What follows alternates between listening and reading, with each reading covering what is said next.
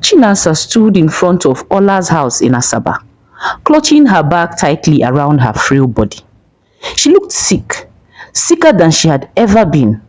Her face was sunken, her skin dull, and her hands trembled slightly as she wiped the sweat from her forehead. Her high blood pressure had worsened. She probably had ignored her medication, maybe spending the little money she had on her spoiled daughters, Sochi and Olako. Now, here she was, standing at the doorstep of the one person she had wronged the most, begging for help. The door creaked open slightly. Ola's eyes peered through the gap, and the moment she saw Chinasa, her expression hardened. Auntie, what are you doing here? Who told you you could come to my house? Ola's voice was cold and sharp. Chinasa swallowed hard.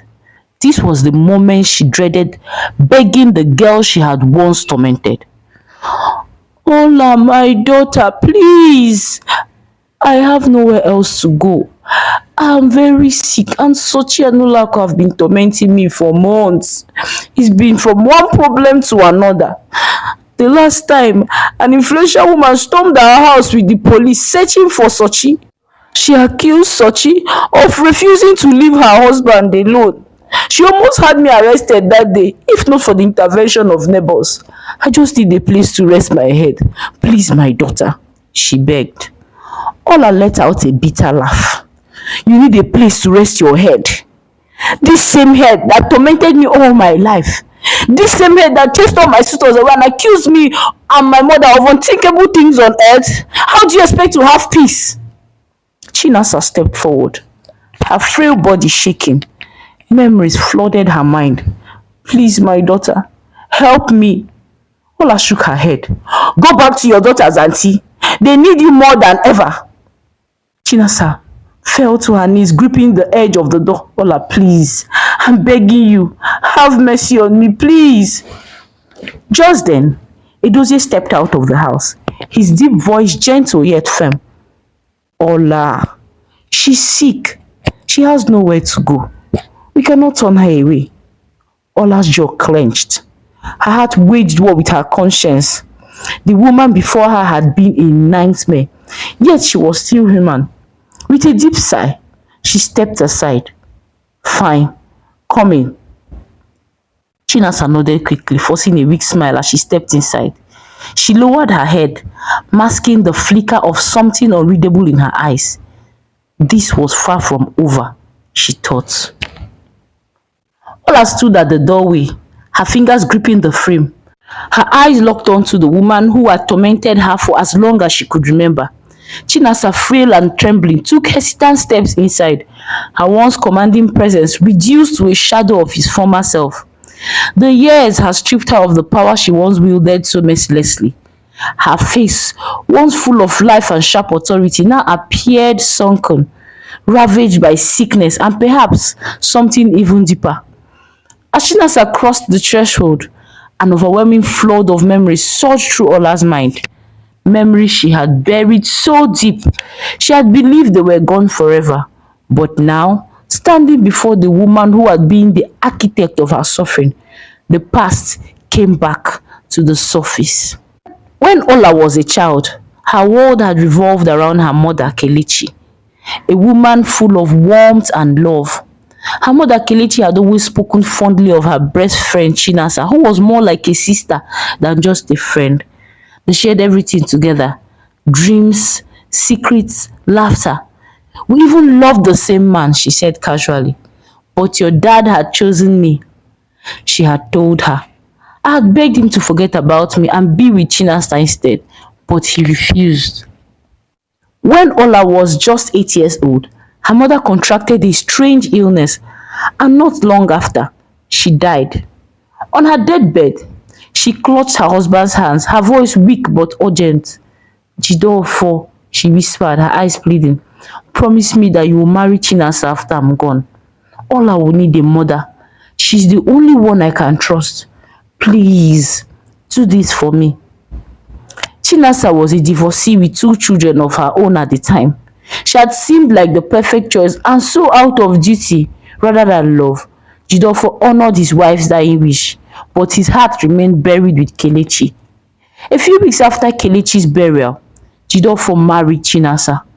While Auntie Chinasa tried her best to be the most amazing wife and the best second mother to Ola, Jideofor had poured all his affection on Ola. Jideofor adored Ola. He took her on trips, bought her expensive toys, and showered her with attention. Meanwhile, Chinasa and her children were provided only with the bare necessities. "I don't want you to lack anything," he had told Chinasa one night, "but I have no more love to give." Kelechi took all of it with her. Chinasa had nodded, forcing a smile, but bitterness took rot in her heart. She had hoped that in time Jideofor would come to love her too, but instead she remained a shadow in his home, while Ola basked in the light of his affection. The jealousy simmered beneath the surface, growing with every passing day. And then, one day, everything changed. A few years later, when Ola was now 11 years old, Jideofor woke up before dawn, his suitcase already packed the night before. He kissed Ola on the forehead as she lay half asleep in bed. "Be good, my Ada," he murmured. "I'll be back before you know it, okay?" That evening, the household was shattered by devastating news. Jideofor's plane had crashed en route to his destination. There were no survivors. The vibrant man who had been the pillar of Ola's world was gone in an instant, leaving behind only echoes of his love and the unbearable weight of his absence. The weight of his death crushed Ola. Her world, once so full of love, crumbled around her. But while she mourned, something inside Chinasa shifted. The woman who had once seemed like a second mother turned into something unrecognizable. "You should be grateful," Chinasa hit at Ola one night. "I kept you here. No one else would have. Not with all I have enjoyed in this house." The warmth was gone, the kindness vanished. In its place was cruelty, sharpened by years of resentment. The home that had once been a sanctuary became a prison. Ola became a servant in her own home. While Chinasa's daughters lounged in their rooms, laughing and watching TV, Ola washed all the clothes in the house, including her sisters, cooked and cleaned. The bruises from their words cut deeper than any slap. "You killed your parents," they taunted her. "You witch!" If she cried, they laughed harder. And Chinasa watched, silently approving. One evening, Chinasa stood over Ola as she scrubbed the floor. "You look just like her," she muttered. Ola glanced up, confused. "Who?" "Your mother," Chinasa spat. "The traitor." Ola froze. "She never told you, did she?" Chinasa let out a humorless chuckle. "I loved your father first. I told your mother how I felt, trusted her with my heart. And what did she do? She took the one man I loved." Ola's hands trembled as she gripped the soapy rag. "That's not true. My mother wouldn't what? Betray her best friend?" Chinasa's eyes shined with something dark. "She did. And now I see her in you. The same eyes, the same innocence. But I know better now. Innocent is just a mask of betrayal." Ola swallowed the lump in her throat. This wasn't about her anymore. It had never been. It was about a love lost, a wound that never healed, a hatred she had no knowledge of that was passed down like an inheritance.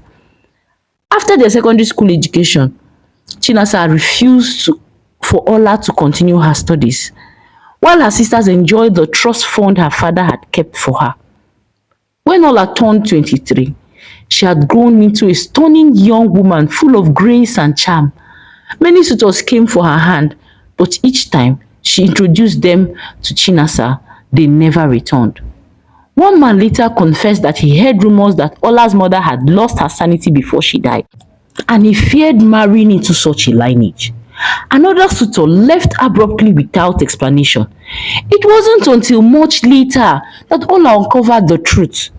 Chinasa had been secretly sabotaging every potential match, ensuring that no man would dare marry her. Meanwhile, Chinasa's cruelty escalated. She treated Ola like a mere servant, assigning her endless chores and punishing her over the slightest mistake.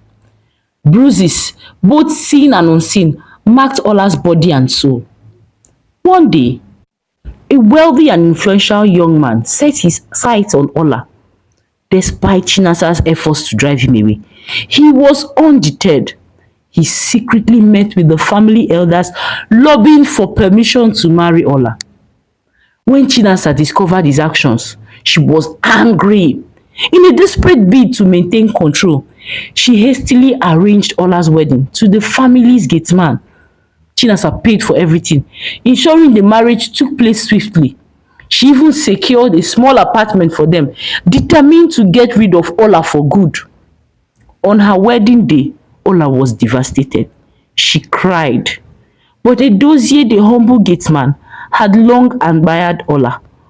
Unlike others, he promised to cherish her regardless of their circumstances. Barely 2 years after their first marriage, fate intervened. Edozie, who had been entangled in a prolonged legal battle over his family's inheritance, finally won his case. Overnight, their lives transformed. When the verdict came in his favor, he inherited a fortune, including large properties and thriving businesses. He wasted no time in giving Ola the life she had always deserved. They moved into a grand mansion, adorned her in finest clothes, and showered her with love and respect. The once powerless girl, discarded by her stepmother, had now become a wealthy and respected woman.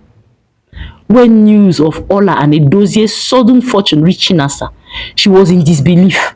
She had thrown Ola away like an unwanted burden, yet now the girl she had tormented was living a life of luxury beyond her own wildest dreams. This realization annoyed her. She had schemed to keep Ola in misery forever, but fate flipped the script in the most unexpected way. Now, years later, Chinasa stood before her again, but this time the power had shifted, or so it seemed. She was no longer the formidable woman who had ruled Ola's childhood with cruelty. She was sick and desperate. Ola could feel the anger bubbling inside her. The years of pain, the stolen childhood, scars still lingered. She had every reason to turn her away, to let her suffer as she had suffered, but yet she couldn't. "You need help," Ola finally said, her voice steady. "And I should not leave you in the cold, like you left me." A long silence stretched between them. After about 3 months that Chinasa came into their home, Chinasa began plotting her initial scheme of coming around. She was now fully recovered, and she hated how much Edozie pampered and took care of Ola. She couldn't imagine how Ola could have such a beautiful life after all her schemes to keep her in misery. She remembered Kelechi, and her thoughts of revenge came flooding back. "I must take away the love of her life, just like she did mine," she said to herself. In the days that followed, Chinasa began trying to seduce Edozie.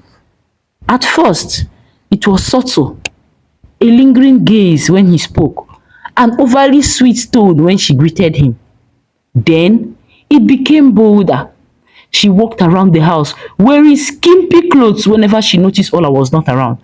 Sometimes she would bend too close when serving Edozie's meals. Some other times, she would brush her hands against him, whispering things on his ear.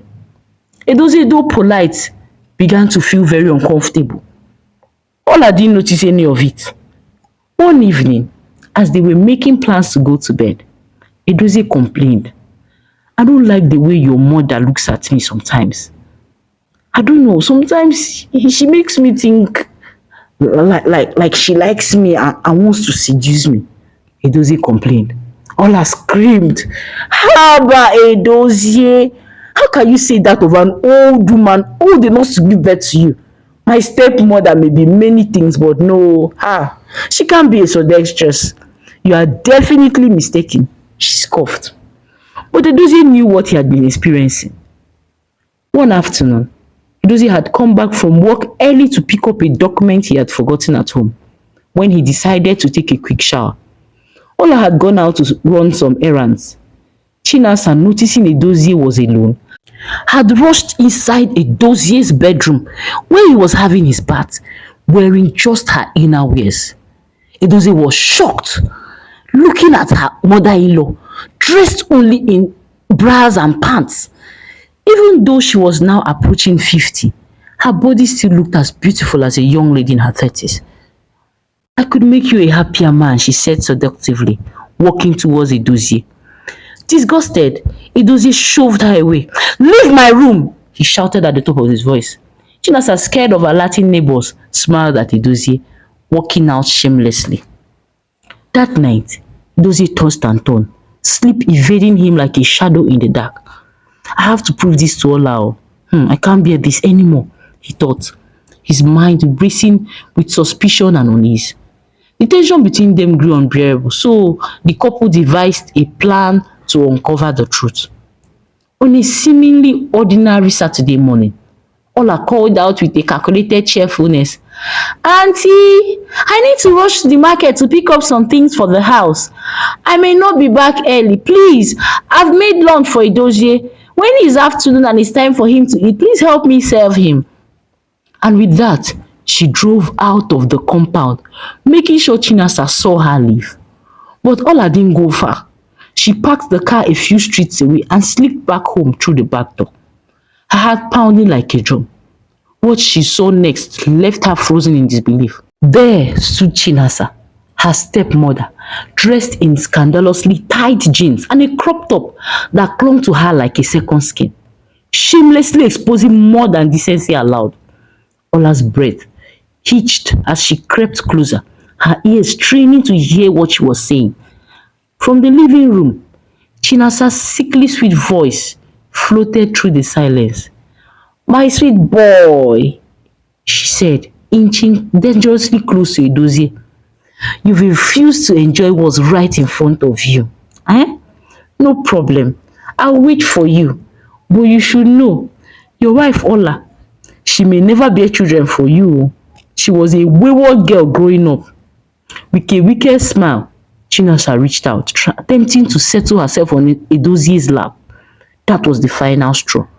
Ola stormed into the room, fury blazing in her eyes. How dare you, wicked woman! She roared, her voice shaking the walls. Trying to seduce my husband? Without hesitation, she lunged, shoving Chinasa with all her might, dragging her out into the compound. Shameless old woman! She screamed, her rage echoing through the neighborhood. How could you? Are you not ashamed of yourself? Neighbors spilled out from their houses, drawn by the noise. Whispers rippled through the crowd, some shouting behind cupped hands, others spat in disgust. Abomination! Tofiakwa! Someone hissed. Later that night, as silence settled over the house, Ola lay wide-eyed in the darkness, her heart still racing. Mama has to leave this house, she thought bitterly, her chest tight with unease. I can't live with her under the same roof. But Edozie, ever the voice of reason, pleaded with her.